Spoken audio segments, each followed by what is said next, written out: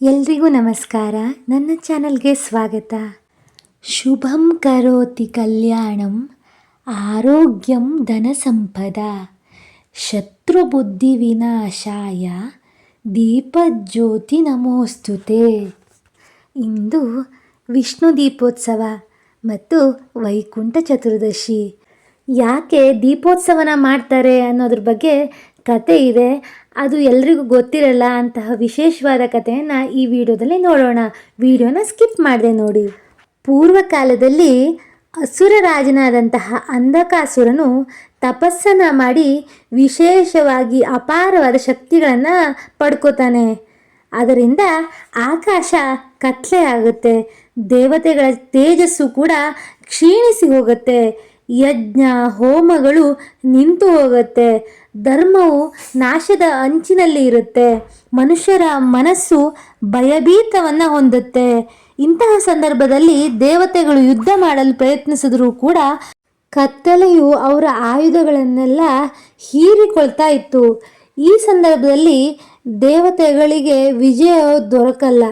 ಆಗ ಕ್ಷೀರಸಾಗರದ ಬಳಿ ವಿಷ್ಣುವಿಗೆ ಬಂದು ಶರಣಾಗ್ತಾರೆ.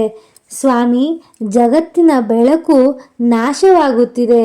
ಅಂಧಕಾಸುರನು ನಮ್ಮ ಶಕ್ತಿ, ಜ್ಞಾನ, ಧರ್ಮವನ್ನೆಲ್ಲವನ್ನು ಕುಂಠಿತವಾಗಿಸ್ತಾ ಇದ್ದಾನೆ.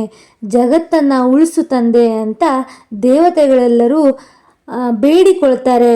ಈ ಸಂದರ್ಭದಲ್ಲಿ ಮಹಾವಿಷ್ಣುವು ನಗುತ್ತಾ ಮೃದುವಾಗಿ ದೇವತೆಗಳಿಗೆ ಹೇಳ್ತಾರೆ, ಅಂಧಕಾರವನ್ನು ನಾಶ ಮಾಡುವುದಕ್ಕೆ ಆಯುಧವಲ್ಲ ಜ್ಯೋತಿ ಬೇಕು ಅಂತ.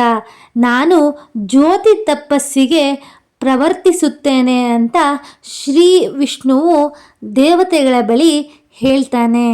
ವಿಷ್ಣು ದೇವರು ತನ್ನ ಸ್ನಾನ, ನೈವೇದ್ಯ, ಧ್ಯಾನ ಕ್ರಿಯೆಗಳನ್ನು ಮುಗಿಸಿ ಮಹಾಕಾಲದ ಅವಸರದಲ್ಲಿ ಕಾರ್ತೀಕ ಶುಕ್ಲ ಪಕ್ಷದ ದಿನ ತಪಸ್ಸನ್ನು ಪ್ರಾರಂಭ ಮಾಡ್ತಾರೆ.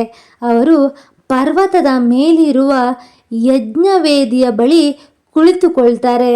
ತಮ್ಮ ಕೈಯಲ್ಲಿ ಶಂಖ ಚಕ್ರವನ್ನು ನಿಶ್ಚಲವಾಗಿ ಹಿಡಿದುಕೊಂಡಿರ್ತಾರೆ. ಕಣ್ಣನ್ನು ಮುಚ್ಚಿ ಜ್ಯೋತಿಯ ಧ್ಯಾನವನ್ನು ಆರಂಭಿಸ್ತಾರೆ. ಈ ತಪಸ್ಸಿಗೆ ಜ್ಯೋತಿ ತಪಸ್ಸು ಅಂತ ಕರೆಯಲಾಗುತ್ತೆ. ಈ ತಪಸ್ಸು 3 ಹಂತದಲ್ಲಿ ನಡೆಯುತ್ತೆ. ಮೊದಲನೇದು ಅಗ್ನಿ ಜ್ಯೋತಿ, ಎರಡನೇದು ತೇಜೋ ಜ್ಯೋತಿ, ಮೂರನೇದು ವಿಶ್ವಜ್ಯೋತಿ ಅಂತ. ಅಗ್ನಿಜ್ಯೋತಿ ಎಂದರೆ ವಿಷ್ಣುವಿನ ಹೃದಯದ ಸಣ್ಣ ಬೆಳಕು ಹೊರಹೊಮ್ಮಿ ಯಜ್ಞವೇದಿಯ ಜ್ವಾಲೆಯಲ್ಲಿ ಬೆರೆತುಕೊಳ್ಳುತ್ತೆ. ಆಗ ದೇವತೆಗಳ ಮನಸ್ಸಿಗೆ ಸ್ವಲ್ಪ ಶಾಂತಿ ಸಿಗುತ್ತೆ, ಅಧರ್ಮದ ಚಲನೆ ಸ್ವಲ್ಪ ಕುಗ್ಗುತ್ತೆ. ಈ ಹಂತದಲ್ಲಿ ದೀಪದ ಜ್ಯೋತಿ ಸಣ್ಣದಾಗಿರುತ್ತೆ. ಇನ್ನು ಎರಡನೇ ಹಂತ ತೇಜೋ ಜ್ಯೋತಿ, ಅಂದರೆ ಕಾಲ ಕಳೆದಂತೆ ಜ್ಯೋತಿ ಹೆಚ್ಚಾಗುತ್ತೆ. ದೇವತೆಗಳು ಈ ಜ್ಯೋತಿಗೆ ಸುತ್ತ ಉತ್ತರ ದಕ್ಷಿಣ ದಿಕ್ಕುಗಳಲ್ಲಿ ದೀಪ ಹಚ್ತಾರೆ. ನಂತರ ಈ ಜ್ಯೋತಿಯು ಎಲ್ಲ ಪಾಪಗಳನ್ನು ಕರಗುವಂತೆ ಮಾಡುತ್ತೆ, ದುಷ್ಟಶಕ್ತಿಗಳ ಜಾಲವನ್ನು ಕುಂದಿಸುವಂತೆ ಮಾಡುತ್ತೆ. ಇನ್ನು ಮೂರನೇ ಹಂತದಲ್ಲಿ ವಿಶ್ವಜ್ಯೋತಿ, ತಪಸ್ಸಿನ ಉನ್ನತ ಕ್ಷಣದಲ್ಲಿ ವಿಷ್ಣುವಿನ ದೇಹವೇ ಸೂರ್ಯ ಕೋಟಿ ಪ್ರಮಾಣದ ಬೆಳಕನ್ನು ಹೊರಸೂಸುತ್ತೆ. ಇದು ದೇವಲೋಕ, ಭೂಮಂಡಲ, ಪಾತಾಳಲೋಕ, ಇದೇ ಥರ 7 ಲೋಕದಲ್ಲಿ ಚಲಿಸಿ ವಿಶ್ವಜ್ಯೋತಿ ಆಗುತ್ತೆ. ಈ ಜ್ಯೋತಿ ಅಂಧಕಾಸುರನ ಎಲ್ಲ ತೇಜಸ್ಸನ್ನು ಹೀರಿಕೊಂಡು ಬಿಡುತ್ತೆ. ಅಂಧಕಾಸುರನಿಂದ ವಿಷ್ಣುವಿನ ಜ್ಯೋತಿಯನ್ನು ನೋಡಲು ಸಾಧ್ಯವಾಗೋದಿಲ್ಲ. ಅವನ ದೃಷ್ಟಿ ಕುಗ್ಗಿ ಹೋಗುತ್ತೆ, ಬಲ ಕರಗಿ ಹೋಗುತ್ತೆ, ಅವನ ಮಾಟ ಶಕ್ತಿಯು ಬಲಹೀನವಾಗುತ್ತೆ. ವಿಷ್ಣು ಕಣ್ಣು ತೆರೆಯುತ್ತಿದ್ದಂತೆಯೇ ಸುದರ್ಶನ ಚಕ್ರ ಜ್ಯೋತಿಯಿಂದ ಹೊರಬಂದು ಒಂದೇ ಕ್ಷಣದಲ್ಲಿ ಅಸುರ ಅಂಧಕಾಸುರನನ್ನು ನಾಶ ಮಾಡುತ್ತೆ. ಅವನ ನಾಶವಾದಾಗ ಸಂಪೂರ್ಣ ಲೋಕವು ಪ್ರಕಾಶಮಾನವಾಗಿ ಉಜ್ವಲಿಸುತ್ತೆ. ಜ್ಯೋತಿ ತಪಸ್ಸಿನ ಯಶಸ್ಸಿನಿಂದ ದೇವತೆಗಳ ತೇಜಸ್ಸು ಹಿಂದಿರುಗುತ್ತೆ, ಯಜ್ಞಗಳು ಪುನಃ ಪ್ರಾರಂಭವಾಗುತ್ತೆ, ಗಾಳಿ ಶುಭ ಸ್ವಾದ ವಾಸನೆಯಿಂದ ತುಂಬಿಕೊಳ್ಳುತ್ತೆ, ಮನುಷ್ಯರಲ್ಲಿ ಧೈರ್ಯವು ಬೆಳೆಯುತ್ತೆ.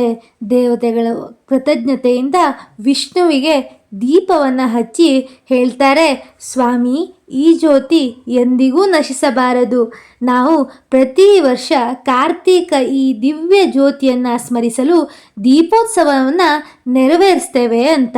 ಅಂದಿನಿಂದ ವಿಷ್ಣು ದೀಪೋತ್ಸವ ಆರಂಭವಾಗುತ್ತೆ. ವಿಷ್ಣುವಿನ ತಪಸ್ಸಿನ ಜ್ಯೋತಿಯ ಸ್ಮರಣೆಗೆ ಇದನ್ನು ಆಚರಿಸಲಾಗುತ್ತೆ ಮತ್ತು ಅಸುರ ನಾಶದ ಜಯ ಸ್ಮರಣೆಗೆ, ಅಜ್ಞಾನ ನಾಶಕ್ಕಾಗಿ ಮನೆಯಲ್ಲಿ ಧರ್ಮ ಮತ್ತು ಶಾಂತಿಯನ್ನು ಕೋರಿ ಇಂತಹ ಪವಿತ್ರವಾದಂತಹ ಜ್ಯೋತಿಯನ್ನು ಬೆಳಗಲಾಗುತ್ತೆ. ಕಾರ್ತೀಕ ಮಾಸದಲ್ಲಿ ದೀಪ ಹಚ್ಚುವ ಸಂಪ್ರದಾಯವು ಆವತ್ತಿನಿಂದ ರೂಢಿಗೆ ಬರುತ್ತೆ. ಈ ಜ್ಯೋತಿಯು ಜ್ಞಾನ, ಧರ್ಮ, ಆಯಸ್ಸು, ಸೌಭಾಗ್ಯ, ಲಕ್ಷ್ಮೀ ಪ್ರಸನ್ನತೆ ಎಲ್ಲವನ್ನೂ ಕೂಡ ನೀಡುತ್ತೆ ಅಂತ ನಂಬಿಕೆ ಇದೆ. ವಿಷ್ಣುವಿನ ಜ್ಯೋತಿ ತಪಸ್ಸು ಲೋಕದ ಅಂಧಕಾರ ದುಷ್ಟಶಕ್ತಿಗಳನ್ನು ಕರಗಿಸಿದಂತಹ ದಿವ್ಯ ಬೆಳಕಾಗಿದೆ. ಕಾರ್ತೀಕ ದೀಪವು ಆ ಜ್ಯೋತಿಯ ಸ್ಮರಣೆಯಾಗಿದೆ. ಇದೇ ಕಾರಣಕ್ಕೆ ದೀಪೋತ್ಸವವು ವೈಷ್ಣವರ ಪವಿತ್ರ ಆಚರಣೆಯಾಗಿದೆ. ಇಂದು ಭಕ್ತಿಯಿಂದ ವಿಷ್ಣುವಿನಲ್ಲಿ ಶರಣಾಗಿ ದೀಪವನ್ನು ಬೆಳಗಿದರೆ ಅಂದುಕೊಂಡಂತಹ ಎಲ್ಲ ಕಾರ್ಯಗಳು ಸುಸೂತ್ರವಾಗಿ ನೆರವೇರುತ್ತೆ. ಆಯುಷ್ಯ, ಆರೋಗ್ಯ, ನೆಮ್ಮದಿ ಎಲ್ಲವೂ ನಿಮ್ಮದಾಗುತ್ತೆ. ಇಂದು ಮಹಾವಿಷ್ಣುವಿನ ಯಾವುದಾದರೂ ಮಂತ್ರಗಳನ್ನು ನಾವು ಹೇಳಿದ್ದಲ್ಲಿ 100 ಪಟ್ಟು ಹೆಚ್ಚು ಪುಣ್ಯ ಲಭಿಸುತ್ತೆ. ಹಾಗಾಗಿ ವಿಷ್ಣುವನ್ನು ಭಕ್ತಿಯಿಂದ, ಶ್ರದ್ಧೆಯಿಂದ ಆರಾಧನೆ ಮಾಡಿ. ವಿಷ್ಣುವಿನ ಮಂತ್ರಗಳನ್ನು ಈಗ ಕೇಳೋಣ. ಓಂ ನಮೋ ವಾಸುದೇವಾಯ. ಓಂ ನಮೋ ವಾಸುದೇವಾಯ. ಓಂ ನಮೋ ವಾಸುದೇವಾಯ. ಓಂ ನಮೋ ವಾಸುದೇವಾಯ. ಓಂ ನಮೋ ವಾಸುದೇವಾಯ. ಓಂ ನಮೋ ವಾಸುದೇವಾಯ. ಓಂ ನಮೋ ವಾಸುದೇವಾಯ. ಓಂ ನಮೋ ವಾಸುದೇವಾಯ. ಓಂ ನಮೋ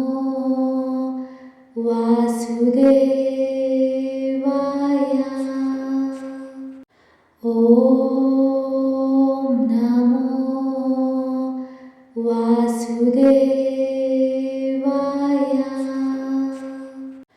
ಓಂ ನಮೋ ವಾಸುದೇವಾಯ. ಓಂ ನಮೋ ವಾಸುದೇವಾಯ. ಓಂ ನಮೋ ವಾಸುದೇವಾಯ. ಓಂ ನಮೋ ವಾಸುದೇವಾಯ. ಓಂ ನಮೋ ವಾಸುದೇವಾಯ.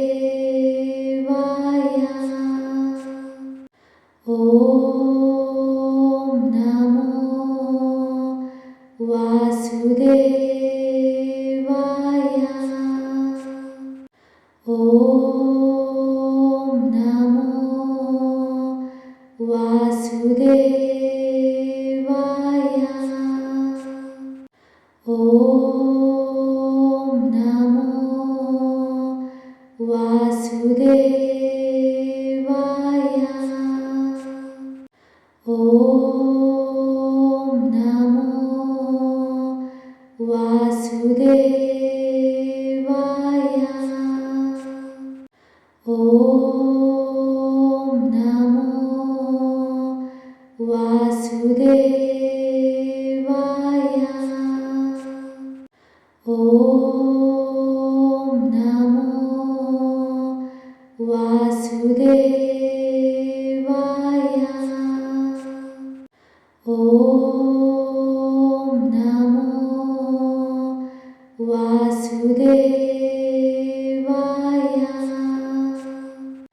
ಓಂ ನಮೋ ವಾಸುದೇವಾಯ. ಓಂ ನಮೋ ವಾಸುದೇವಾಯ. ಓಂ ನಮೋ ವಾಸುದೇವಾಯ. ಓಂ ನಮೋ ವಾಸುದೇವಾಯ. ಓಂ ನಮೋ ವಾಸುದೇವಾಯ. ನನ್ನ ಈ ಮಾಹಿತಿಗಳು ಇಷ್ಟವಾಗಿದ್ದಲ್ಲಿ ನಿಮ್ಮ ಪ್ರೀತಿ ಪಾತ್ರರ ಜೊತೆ ಹಂಚಿಕೊಳ್ಳಿ. ಇಂತಹ ಹಲವಾರು ಧಾರ್ಮಿಕ ವಿಚಾರಗಳಿಗೆ, ಮಂತ್ರಗಳಿಗೆ ನನ್ನ ಚಾನಲ್ನ ಸದಾ ಫಾಲೋ ಮಾಡಿ. ಧನ್ಯವಾದಗಳು. ಹರೇ ಕೃಷ್ಣ.